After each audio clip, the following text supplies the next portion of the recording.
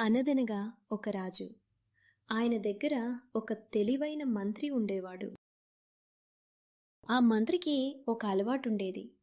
జీవితంలో ఏది జరిగినా అంతా మనమేలుకే అని అనేవాడు. ఒకరోజు రాజుగారు కత్తితో పండు కోస్తుండగా పొరపాటున చెయ్యి జారి తన వేలు తెగిపోయింది. రక్తం కారుతుంటే రాజుగారు నొప్పిని భరించలేక విలవిలలాడిపోయారు. పక్కనే ఉన్న మంత్రి అది చూసి అలవాటు ప్రకారం, మహారాజా, బాధపడకండి, అంతా మనమేలుకే అన్నాడు. రాజుకు విపరీతమైన కోపం వచ్చింది. నేనిక్కడ వేరు తెగి బాధపడుతుంటే అంతా మనమేలుకే అంటావా?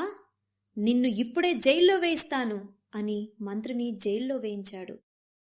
అప్పుడు కూడా మంత్రి నవ్వుతూ, ఇది కూడా మన మేలుకే అన్నాడు. కొన్ని రోజుల తర్వాత రాజుగారు వేట కోసం ఒంటరిగా అడవికి వెళ్లారు. అక్కడ అడవిజాతి మనుషులు రాజును పట్టుకున్నారు. వారి ఆచారం ప్రకారం ఒక మనిషిని బలి ఇవ్వాలి. రాజును బలిపీఠం దగ్గరకు తీసుకెళ్లారు. అంతా సిద్ధమైంది అనుకునే సమయంలో ఒక వ్యక్తి రాజు చేతిని గమనించాడు. ఆ రాజు వేలు తెగి ఉండటం చూసి వారి నాయకుడు ఇలా అన్నాడు, ఇతని శరీరం పూర్ణంగా లేదు, ఒక వేలు తెగిపోయి ఉంది. ఇలాంటి అపరిపూర్ణమైన వ్యక్తిని మనం బలి ఇవ్వకూడదు, వదిలేయండి అని రాజును విడిచిపెట్టారు. రాజుకు అప్పుడు మంత్రి మాటలు గుర్తొచ్చాయి. త్రుటిలో ప్రాణాపాయం తప్పడంతో వెంటనే రాజ్యానికి వెళ్ళి మంత్రిని జైలు నుండి విడిపించి క్షమాపణ అడిగారు.